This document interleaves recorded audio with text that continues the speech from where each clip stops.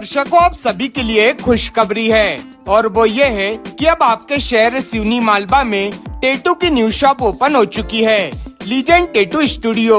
अब अगर आप लेटेस्ट डिजाइन के टैटू बनवाना चाहते हैं तो आपको कहीं बाहर बड़े शहरों में जाने की आवश्यकता नहीं है।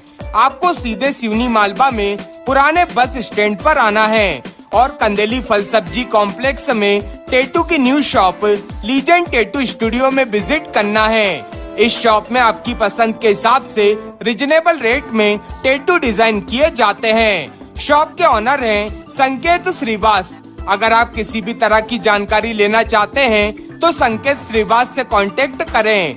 इनका कांटेक्ट नंबर है 7987773289।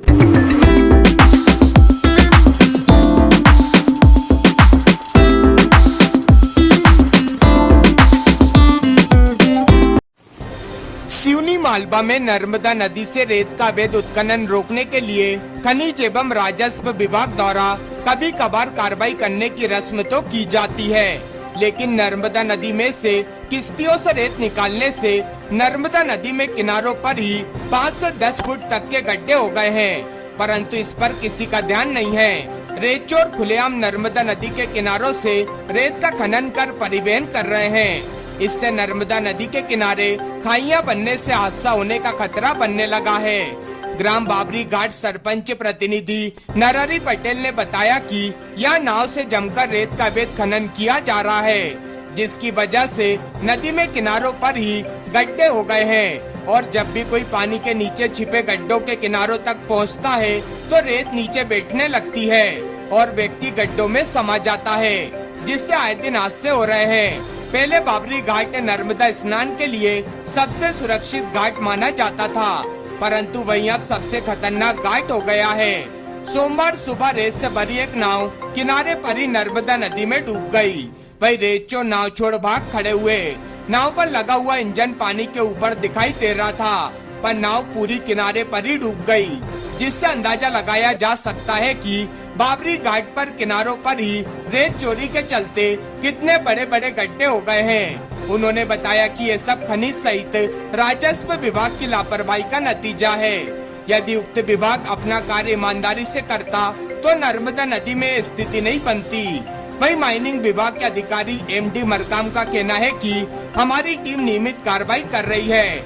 मई महीने में ही 23 किश्तियां जब्त की गई है। इसको रोकने के लिए पंचायत लेवल पर कोई प्रयास नहीं किया जाता है। इस मामले को लेकर आप यहाँ आए? यहाँ नर्मदा घाट बाबरी घाट पे श्रद्धालुओं का घाट है और यहाँ पर नर्मदा घाट से बिल्कुल 2 फीट आप पानी से जाते हैं तो 2 फीट 3 फीट जाने के बाद कम से कम 4 फीट 5 फीट और जैसे जाते हैं 10 फीट तक के गड्ढे बना दिए हैं।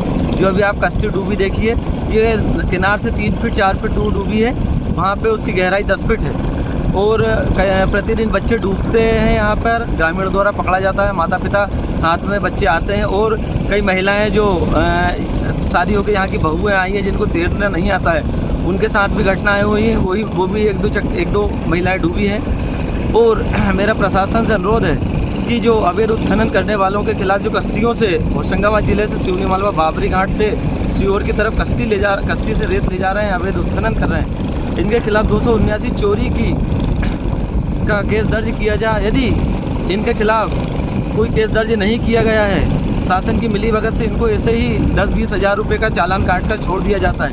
इनकी कश्तियों को तहसील स्तर पर ले जाया जाए और इनके खिलाफ यदि 2 दिन में कार्रवाई नहीं हुई होगी तो हम सभी ग्रामीण जन सिवनी मालवा तहसील के सामने शासन की अनुमति लेकर धरने पर बैठेंगे, जिसकी जवाबदारी प्रशासन की रहेगी। और यहाँ पर इस घाट पर बाबरी घाट पर यदि कोई भी किसी प्रकार की घटना हुई उसकी जवाबदारी भी प्रशासन की रहेगी।